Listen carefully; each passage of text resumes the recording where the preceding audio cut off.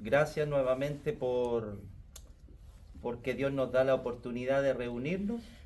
Hemos estado viendo en estas mañanas las señales de Jesús, pero ayer específicamente hablábamos de la señal del ciego de nacimiento. ¿Se recuerdan?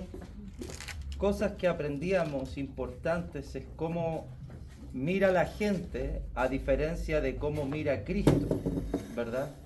Cómo los apóstoles tenían una teología extraña.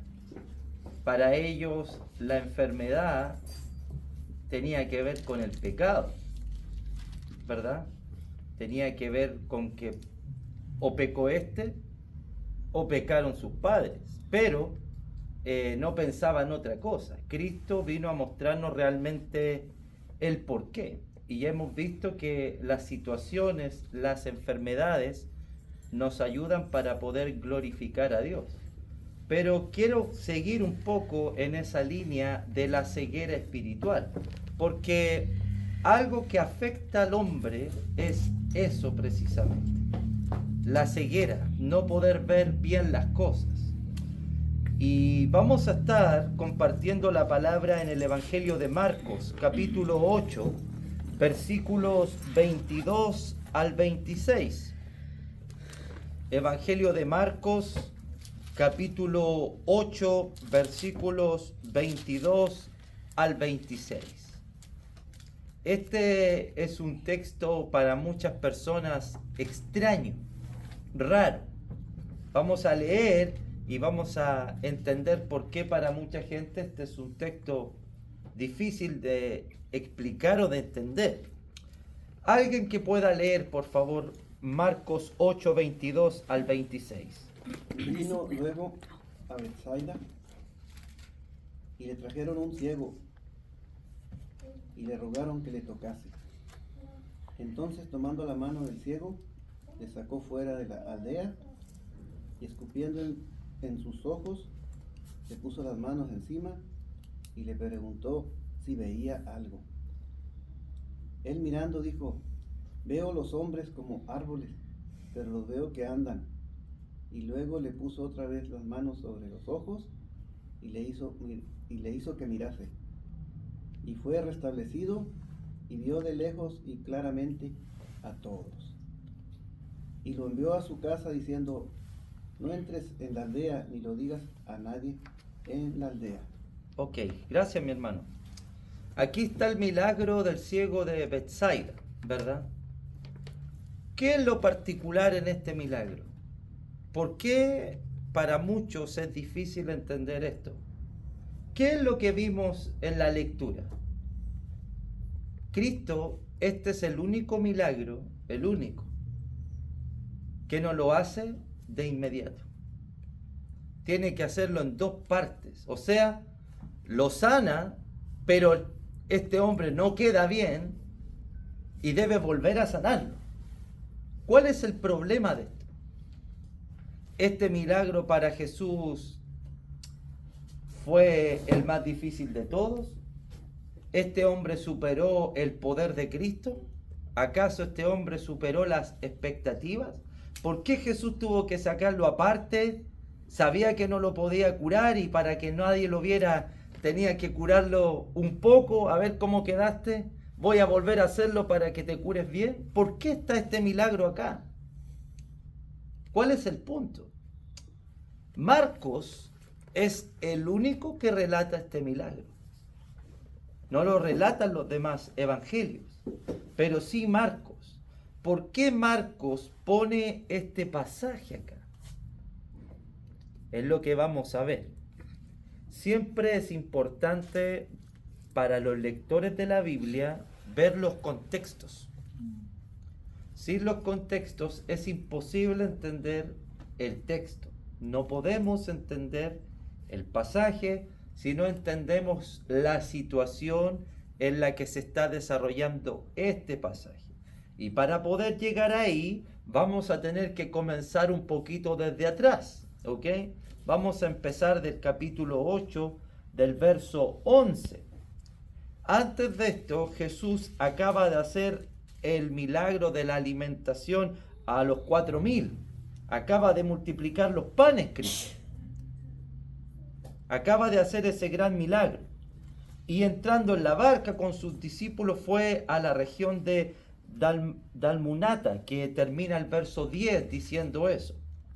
Entonces Cristo acaba de hacer el milagro de los panes y se va con sus discípulos. Pero aquí comienza esto para que podamos llegar a nuestro punto. Verso 11.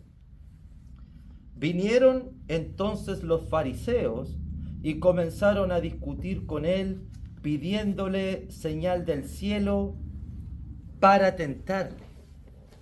¿Quiénes aparecieron aquí? Fariseos. Los enemigos número 1 de Jesús. ¿Quiénes son los fariseos en sí? ¿Saben? Sí, son Los bien estudiados, los que conocen bien la ley. Muy bien, son los líderes religiosos. Los fariseos son los que deben guiar al pueblo de Israel al conocimiento de Dios, a tener cercanía a Dios, a llevar a Dios a sus vidas. Ellos son los doctores, ellos son los llamados los doctores de la ley, los fariseos. Pero los fariseos, cada vez que tienen un encuentro con Jesús, jamás es para tener un encuentro amistoso, jamás es para una cordialidad, jamás es para escuchar a Cristo.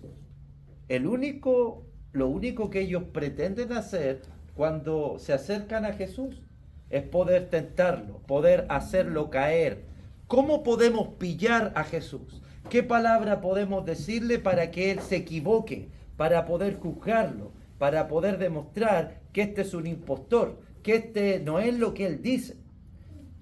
Siempre esa es la intención de los líderes religiosos. La palabra tentar no es que están poniéndole, ellos sabían que tentaba a Jesús. No, tentar aquí tiene que ver con hacerlo caer. Quieren que Cristo se equivoque, que diga una palabra maldicha, para que ellos puedan acusarlo de cualquier cosa. A mí me llama la atención algo. Las cosas que dice el verso 11. Vinieron entonces los fariseos y comenzaron a discutir con él, pidiéndole señal del cielo. ¿Ha hecho señales Jesús antes de esto? Sí. ¿Hizo milagros Cristo antes de esto? Sí. ¿Los fariseos lo sabían? Sí. Pero están pidiendo señales. señales del cielo. Pero Del cielo. lo que dice mi hermano es interesante.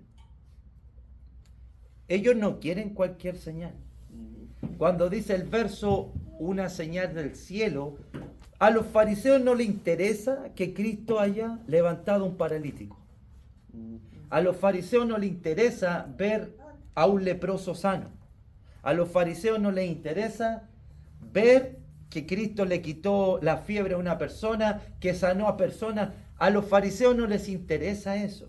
Cuando dice el texto, querían ver señal del cielo, significa que ellos quieren ver una señal como lo que pasó con Sodoma y Gomorra, que viene fuego del cielo, o una señal como la de Josué, que paralizó el tiempo, o una señal como la de Elías, que oró a Dios para que cayera fuego del cielo.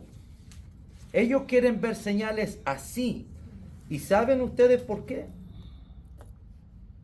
Porque en la mente de los líderes religiosos, el diablo podía hacer señales terrenales.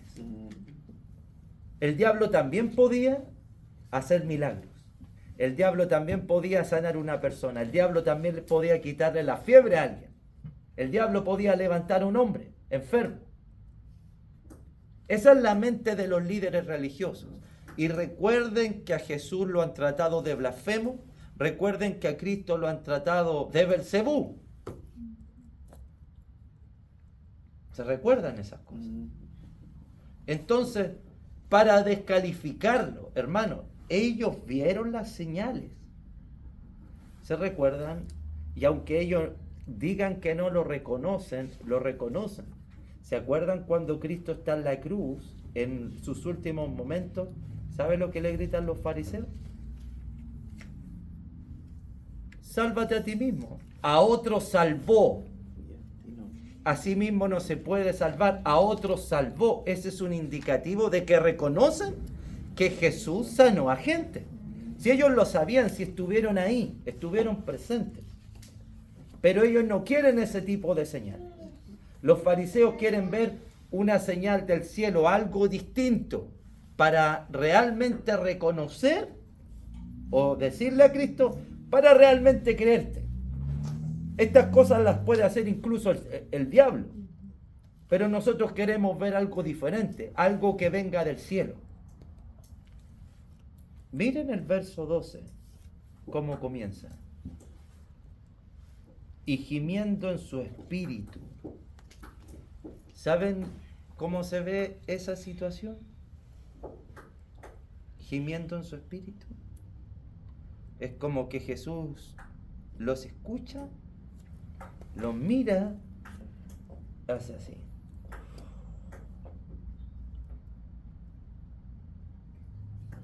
No puedo creerlo. Hay molestia en Cristo en este pasaje terriblemente, hermanos. Es como que Jesús los mirara.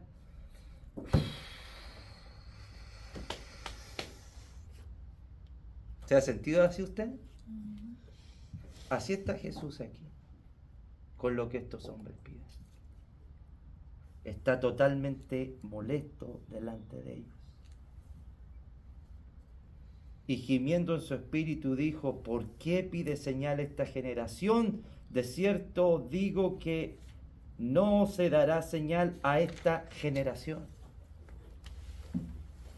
Jesús está molesto, completamente molesto con los fariseos. ¿Qué es lo que quieren ver ellos, hermanas? ¿Una señal de dónde? Del cielo. Del cielo. Ellos quieren ver una señal que Cristo haga algo extraordinario que venga del cielo. Pero estos hombres están tan ciegos que no pueden ver la señal más grande de Dios. ¿Ustedes saben cuál es? Juan capítulo 6, y después volvemos a Marcos. Juan capítulo 6, verso 30. Les voy a mostrar cuál es la señal más grande de Dios en este mundo. La señal más grande del cielo, ¿cuál es? Juan capítulo 6, verso 30 al 33. Le dijeron entonces, ¿qué señal pues haces tú para que veamos y te creamos? ¿Qué obra haces? Nuestros padres comieron el maná en el desierto, como está escrito. Pan del cielo les dio a comer. Y Jesús les dijo, de cierto os digo, no os dio Moisés el pan del cielo, mas mi Padre os da el verdadero pan del cielo. Porque el pan de Dios es aquel que descendió del cielo y da vida al mundo. ¿Cuál es la señal de Dios del cielo para las personas? Jesús Jesucristo. mismo. ¿Saben quién está delante de los fariseos? El milagro. La más grande señal del cielo está ante sus ojos y ellos no lo pueden ver. Dios está haciendo la señal más grande ante los ojos de la humanidad. Estos hombres están viendo el milagro más grande que ha existido. La señal más grande de Dios está delante de ellos, pero ellos son incapaces de verlo. Mira el verso 35. el 35, léalo. Jesús les dijo, yo soy el pan de vida. El que a mí viene nunca tendrá hambre. El que en mí cree no tendrá sed. 48 al 51. Ahí mismo en Juan 6, versículo 48 al 51. 48. Yo soy el pan de vida. Vuestros padres comieron el maná en el desierto y murieron. Este es el pan que descendió del cielo, para que el que de él come, no muera. Yo soy el pan vivo que descendió del cielo. Si alguno comiere de este pan, vivirá para siempre, y el pan que yo daré es mi carne, la cual yo daré por la vida del mundo. Fíjense, la señal más grande de Dios está delante de ellos. Ellos demandan señal, muéstranos señal del cielo. Él es la señal más grande del cielo. Y estas personas son incapaces de verlo. ¿Cómo están los fariseos? Ciegos, hermano. Totalmente ciegos. No pueden ver la señal más grande de Dios que está delante de sus ojos. ¿Y saben cómo va a culminar esta señal? Miren Mateo capítulo 12, por favor. Versículo 38 al 41. Mateo 12, 38 al 41.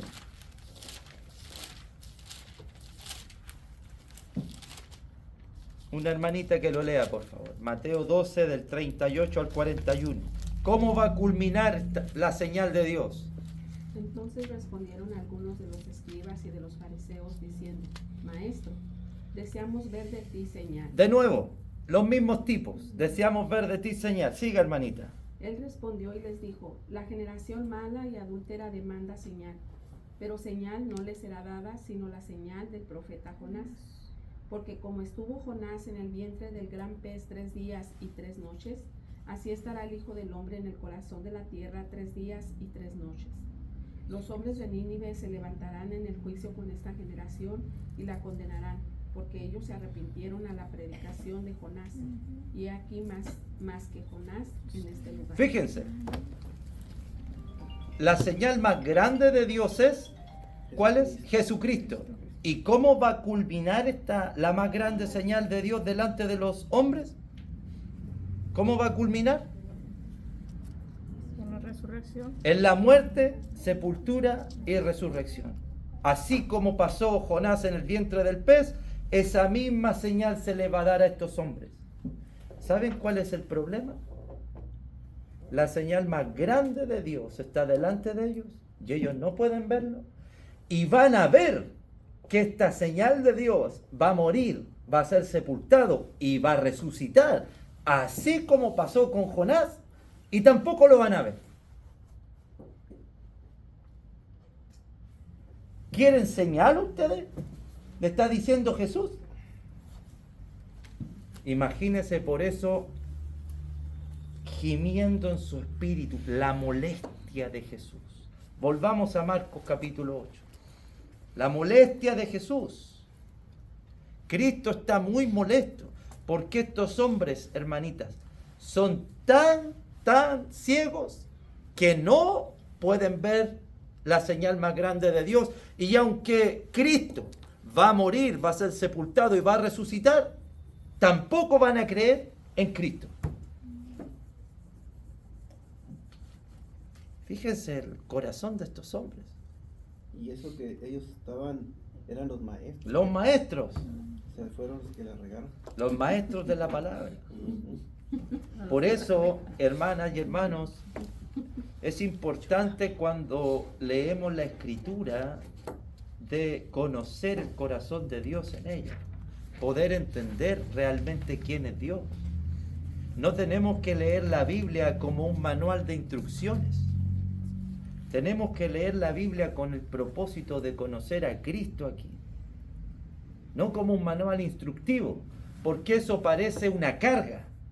Pero si leemos la Escritura tratando de conocer a Cristo, me voy a dar cuenta que yo soy tan distinto a Él, pero quiero que esa vida de Cristo esté en mí.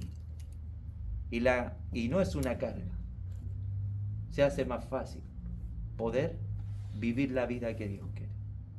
Estos hombres están totalmente ciegos.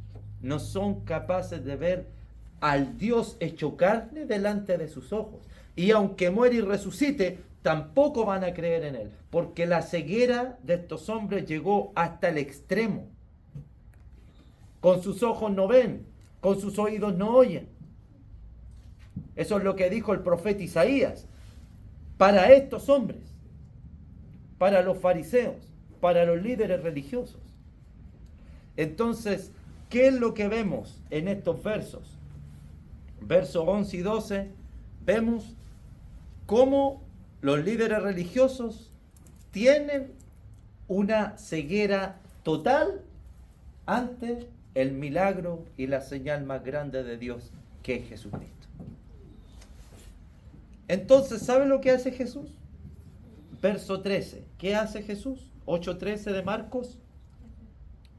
Y dejándolos, volvió a entrar en la barca y se fue a la otra ribera. Es como que Jesús vino de una barca, llegó a un lugar, vio a estos hombres, le hicieron esta pregunta y se fueron mejor. Vámonos para otro, estemos tranquilos. Y se fue con los apóstoles. Pero aquí viene otra cosa. Miren lo que pasa en el verso 14. Marcos 8:14. Habían olvidado traer pan y no tenían sino un pan consigo en la barca. Y él les mandó diciendo: mirad, guardaos de la levadura de los fariseos y de la levadura de Herodes.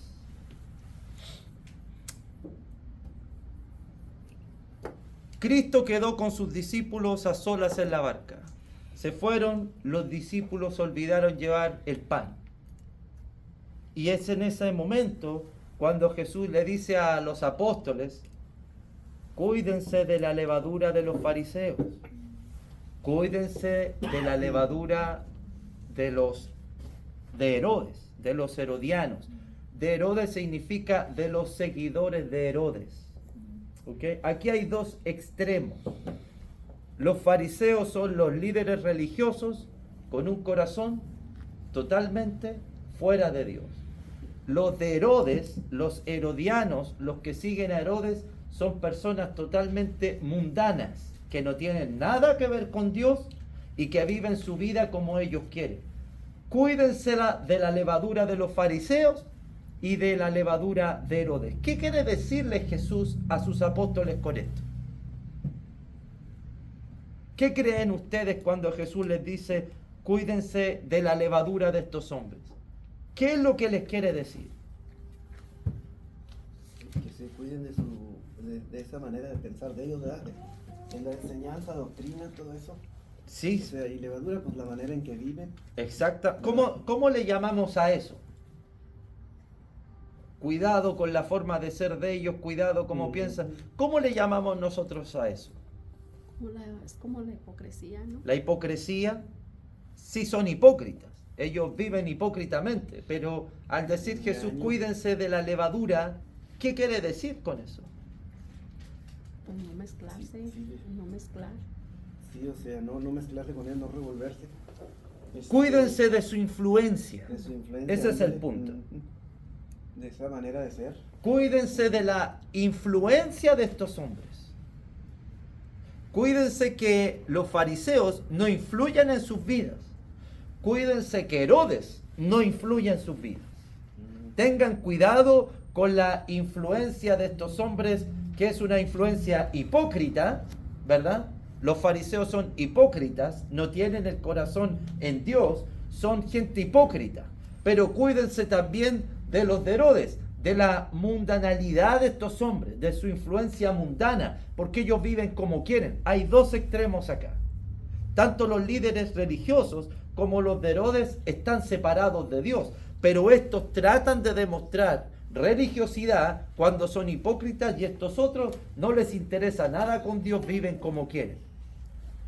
Tengan cuidado con la influencia de ellos. Tengan cuidado con la influencia de esta gente. A propósito, pensando en un punto, pensando en nosotros, si hay algo que el cristiano debe tener claro, hermanos, es que vivimos en este mundo, vivimos en medio de esta gente, pero no podemos dejarnos influenciar por esta gente. La religiosidad hoy día está en todas partes, pero gente con un corazón totalmente lejos de Dios e hipócrita. Hay que tener cuidado con esa clase de influencia en nosotros, porque se mete en la iglesia, se mete entre nosotros, pero también debemos tener cuidado con la influencia del mundo, porque a pesar de que estamos en este mundo, trabajamos con gente común, con personas que piensan de una manera diferente. Tengamos cuidado con la influencia de ellos. El llamado no es a huir del mundo, no es a huir de esas personas, sino vivir en medio de esas personas, pero cuidado con la influencia de estas personas. Podemos estar con ellos, pero no somos como ellos. Podemos trabajar con ellos, pero no somos como ellos. Incluso podemos vivir con ellos, pero no somos como ellos. Cuidado con la influencia. Eso significa en el pasaje, guárdense de la levadura. No se mezclen con este tipo de personas, porque van a terminar influenciando en nosotros de manera negativa. Los fariseos han influenciado fuertemente entre los judíos, y los judíos están totalmente perdidos, así como ellos. Y los de Herodes viven y hacen lo que quieren porque no les importa para nada la voluntad de Dios. Pero los discípulos de Cristo deben ser distintos. No nos dejamos influenciar por la falsa religiosidad, no nos dejamos influenciar por el mundo, a nosotros nos influencia nuestro Señor Jesucristo. Ese es el punto acá. Lo entendemos, ¿verdad? Sí. Se va entendiendo la idea. Pero miren lo que pasa en el versículo que sigue, verso 16. ¿Quién lo puede leer el verso 16? Y discutían entre sí diciendo, ¿es porque no trajimos pan? Mire, No entendí. la sabiduría de los apóstoles. Cuidado con la levadura de los fariseos y los de Herodes. Dice esto porque no trajimos pan. Sí, les pegó el hambre. Oh. Usted puede pensar cómo quedó Jesús en ese momento. Así. Como nos ve el hermano Pedro a nosotros. Como cuando preguntó de permanecer, de retener el evangelio. Hermano. ¿Cómo podemos entender el evangelio del hermano? Pero miren lo que pasa acá. Es que esto es increíble. Vámonos, después de haber... ¿Qué quieren enseñar? A ustedes no se les va a dar ninguna señal. Vámonos de aquí. Vámonos de aquí. Jesús molesto. Vámonos. Subieron al barco, se fueron. Los discípulos no habían llevado pan. Y Jesús le dice, cuídense de la levadura de los fariseos y los de Herodes. Dijo esto porque no trajimos pan.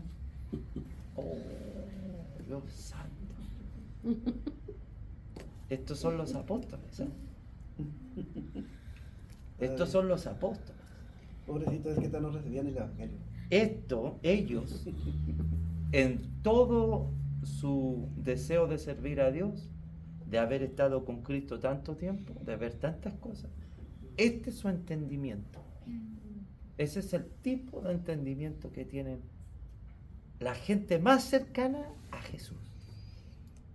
Es porque no trajimos pan. Imagínense Jesús en ese momento. Oh. Y miren, yo quiero que noten algo en este pasaje. Jesús se enojó en los evangelios. Esta debe ser una de las veces que más se enoja por la respuesta de sus apóstoles. Verso 16, y discutían entre sí diciendo, es porque no trajimos pan. Y entendiendo Jesús les dijo, escuchen, ¿qué es discutir porque no tenéis pan? ¿Qué están hablando? ¿Cómo se les...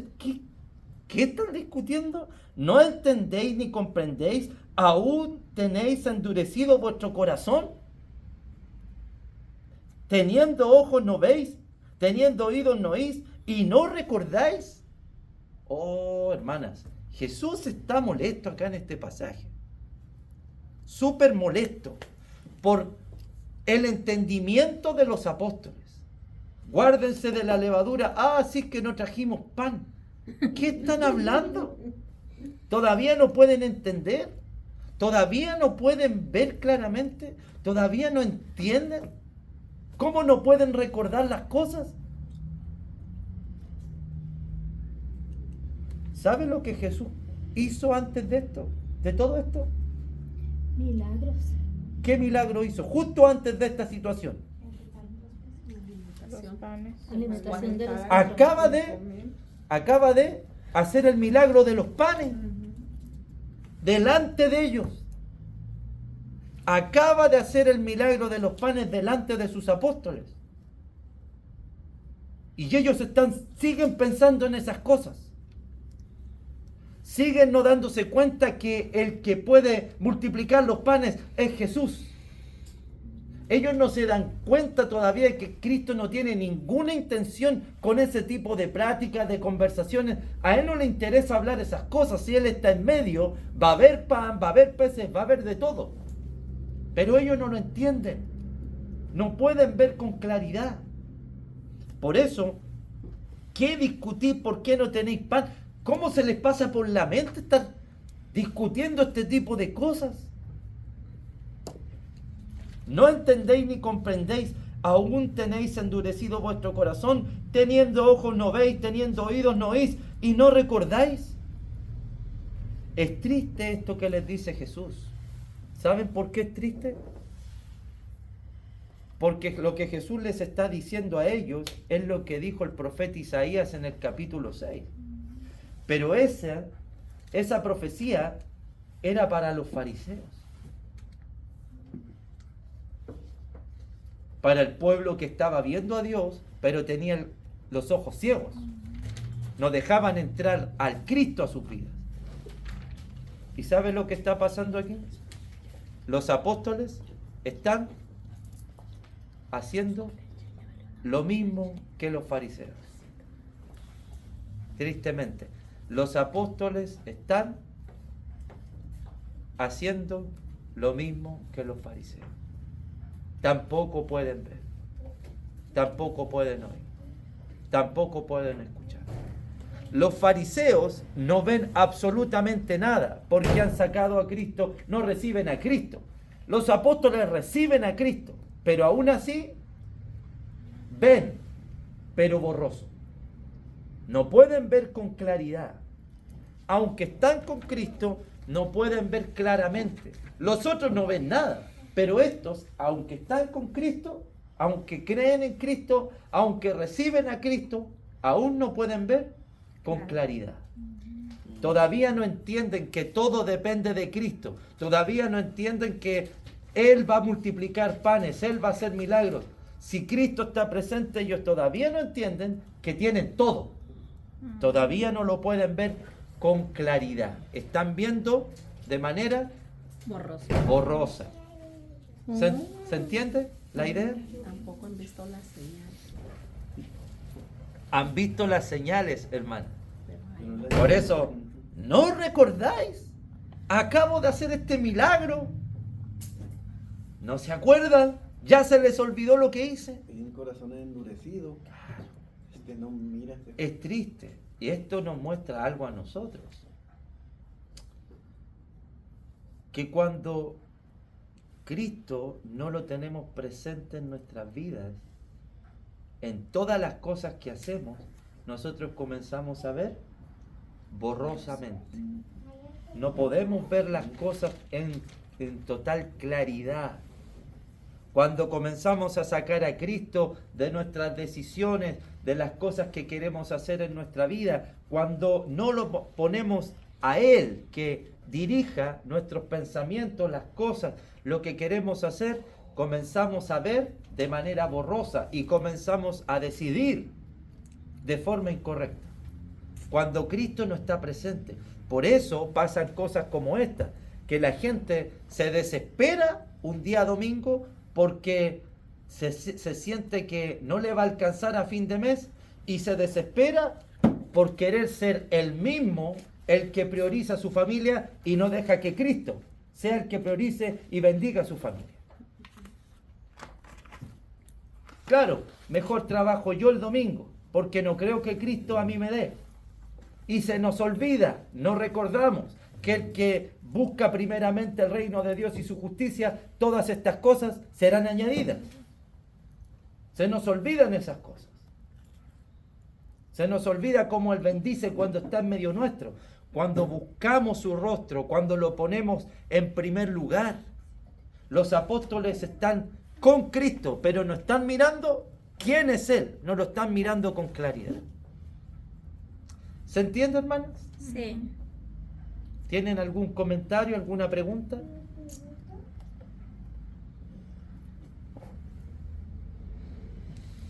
Verso 19. Mire, les va a recordar, ¿eh? Porque ellos no recuerdan. ¿Qué dice el verso 19, hermana Adriana, hasta el 21?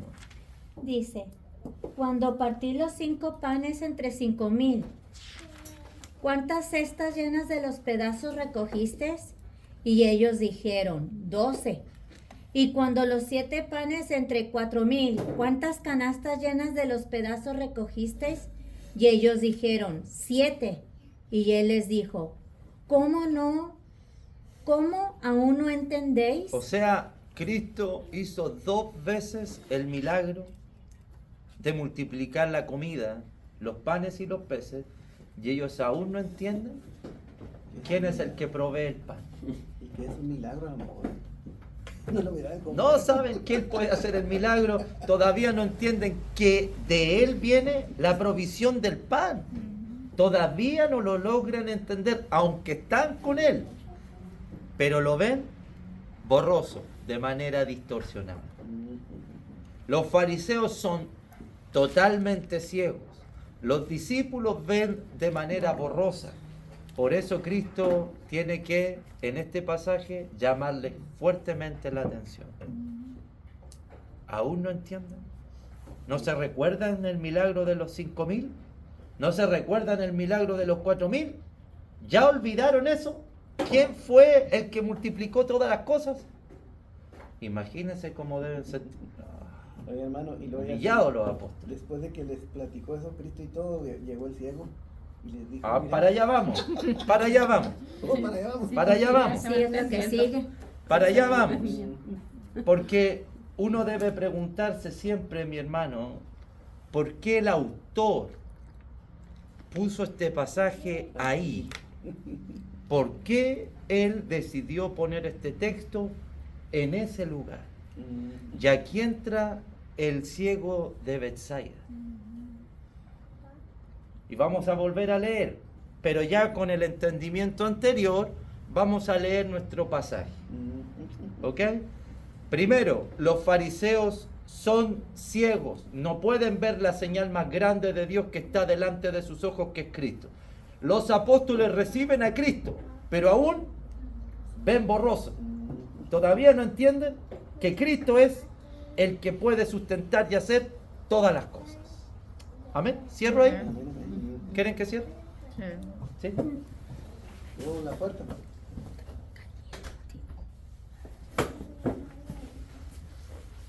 Ahí está. Verso 22. Vamos al pasaje. Vino luego a Betsaida y le trajeron un ciego y le rogaron que le tocase.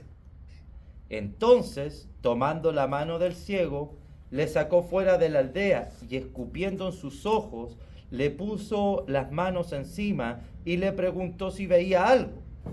Él, mirando, dijo: veo a los hombres como árboles, pero los veo que andan. Luego le puso otra vez las manos sobre los ojos e hizo que mirase. Y fue restablecido y vio de lejos y claramente a todos. Y lo envió a su casa diciendo: no entres en la aldea ni lo digas a nadie en la aldea. Ok, ahora yo les voy a hacer algunas preguntas. ¿Por qué Marcos decide poner esta historia luego de lo que acabamos de ver? Mateo no lo dice, Lucas no lo dice, Juan no lo dice, pero Marcos sí nos cuenta esta historia. ¿Por qué la pone luego de lo que nosotros acabamos de ver? Es como ampliar el entendimiento de cómo podemos todavía no tener claro lo que es el Señor. Claro, mi hermana. El ciego de Betsaida es un breve resumen de lo que está pasando ahí. Ujú. ¿Cómo llega este hombre? Totalmente. Ciego. ¿Quiénes eran así? Los Los fariseos. fariseos. Jesús toma a este hombre y hace el milagro. Pero ¿cómo ve este hombre? Borroso. Como árboles. Ajá. ¿Por qué ve así? Porque es como los apóstoles. Es- No miran totalmente. Este es el punto de este pasaje. Ay, no. El gran punto acá es este. ¿Saben ustedes por qué Jesús está haciendo este milagro acá?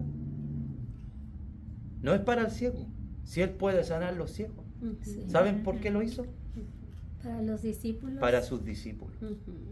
Para mostrarles su estado, Sí. su condición, cómo ellos están viendo. Llegaron ciegos los apóstoles, como los fariseos, pero ahora están con Cristo.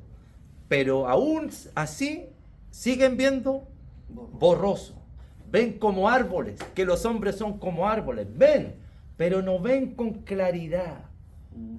Cristo tuvo que hacer este milagro en 2 etapas, no porque para Él era difícil sanar un ciego. Si Él sana a los ciegos, es para mostrarle a sus discípulos cómo ellos están mirando. Porque cuando Cristo no está presente en nosotros, cuando sacamos a Cristo, cuando no entendemos y decidimos por nuestro propio razonamiento, sin Cristo presente, nuestras decisiones y nuestra vista es totalmente borrosa. Vemos mal, actuamos mal, vemos como árboles, no vemos con claridad cuando Cristo no está en todas las cosas que hacemos. Les quiso explicar con manzanitas. No sé si Sí. con ustedes Sí, sí, se sí. usa esa expresión. Ujú. Con manzanas y peras. Ándale. Sí. Así quiso explicarle Jesús a los apóstoles. ¿Quieren ver su estado? Esta es la oportunidad. Hay un ciego. Voy a hacer este milagro. Y ese es el punto del ciego sanado en Betsaida. El ciego representa, hermanos, en un momento la ceguera espiritual de los fariseos, luego representa la vista borrosa de los apóstoles. Pero cuando reconozco, como este ciego, que veo borrosamente, que veo como árboles caminando que andan, y se lo pongo en manos de Jesús, ¿qué hace Jesús con nuestra poca visión? La aclara totalmente. La aclara totalmente. La única persona que puede hacernos mirar correctamente es Cristo. Cuando no miramos con los ojos de Cristo, miramos de forma borrosa, como los apóstoles, como este ciego. ¿Se recuerda nuestra conversación al principio? ¿Por qué a veces miramos a la gente menos? ¿Por qué miramos a la gente como extraña? ¿Por qué no miramos con los ojos de Cristo? Porque Cristo siente compasión por las personas. No les importa cómo son. Les importa quién pueden ser, pero no su estado.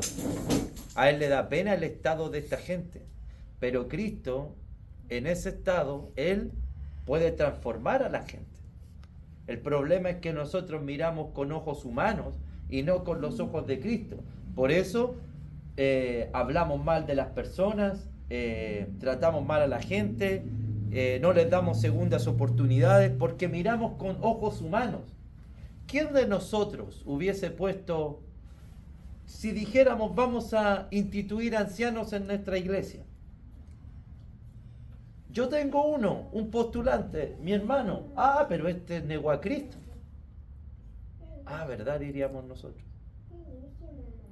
Si un hermano negara a Cristo y nosotros lo viéramos, ¿lo pondríamos de candidato a anciano? Seamos honestos. No. No. Pedro negó a Cristo y fue anciano de la iglesia. ¿Saben por qué? Porque Dios no mira como miramos nosotros. Porque Dios cree en segundas oportunidades. Porque Dios sabe que las personas nos caemos, pero que nos levantamos también. Dios sabe y conoce realmente cómo somos nosotros.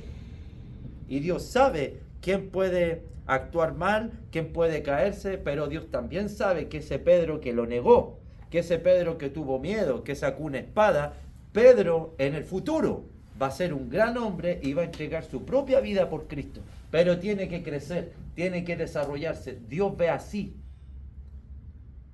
Cuando nosotros hablamos de la gente, pensamos mal en la gente o tomamos decisiones sin Cristo presente, todas nuestras decisiones son equivocadas porque vemos borroso, no con claridad, como les está pasando a los apóstoles. Cuando Cristo nos dice, cuídense de la mala influencia, nosotros le respondemos a veces, es que no trajimos pan. Por eso dijo eso. Así dijeron los apóstoles. Y así a veces nosotros vemos. El llamado en este pasaje es a ver con claridad, hermanos. A ver con total claridad. Pero es imposible ver con total claridad cuando Jesús no está presente en nuestra vida. Cuando saco a Cristo de mi vida, cuando veo con mis anteojos, y no con los anteojos de Dios, vemos borroso, vemos como árboles y decidimos mal. No podemos ver el poder de Dios en su máxima expresión. No nos acordamos de que al Cristo que seguimos multiplica los panes, multiplica los peces, hace cosas que nadie puede hacer, bendice al dador alegre, bendice a un corazón generoso, bendice a aquellos que le buscan con corazón puro. Nos olvidamos de esas cosas. ¿Cuál es el llamado para nosotros? Jamás tengamos la vista de los fariseos. Número 1, ceguera total. Hay gente que tiene una ceguera total en su vida. Tampoco tengamos la ceguera a medias, borrosa, como la de los apóstoles, que están con Cristo, pero todavía no entienden que Él es la persona, es la única persona que necesitan en su vida. Al final, el ciego de Betsaida fue de todos, más que los líderes religiosos, más que los fariseos, el único que miró Mejor. claramente, el único que miró a Jesús, el único que vio realmente cómo son las cosas. Si Jesús está en nuestras vidas, si Jesús va dirigiendo nuestra vida, nuestro barco, nuestras ideas, nuestra familia, nuestros matrimonios, nuestra iglesia, si Cristo está presente en nuestras decisiones, si Cristo está presente en cada cosa que hacemos, en cada cosa, siempre vamos a ver con claridad. Comentarios, preguntas.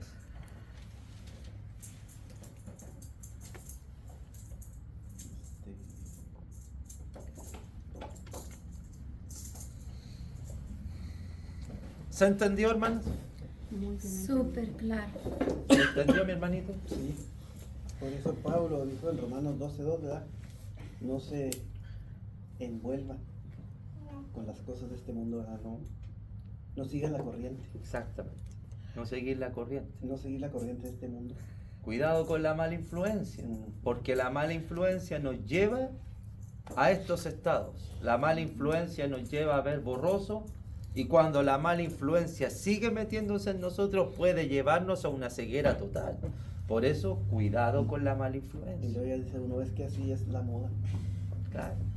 Cuidado con las malas influencias que se meten en la iglesia, se meten en nuestros hogares, en nuestras familias. Cuidado con las malas influencias. El sordomudo hablaba bien, Claro, hablaba. el ciego veía Veía bien. bien. Exactamente. Los milagros de Jesús. La gente comienza a hablar bien y empieza a ver bien. Exactamente. Amén, hermanas. Amén. Amén, amén. Que el Señor les bendiga. Muchas gracias por la oportunidad.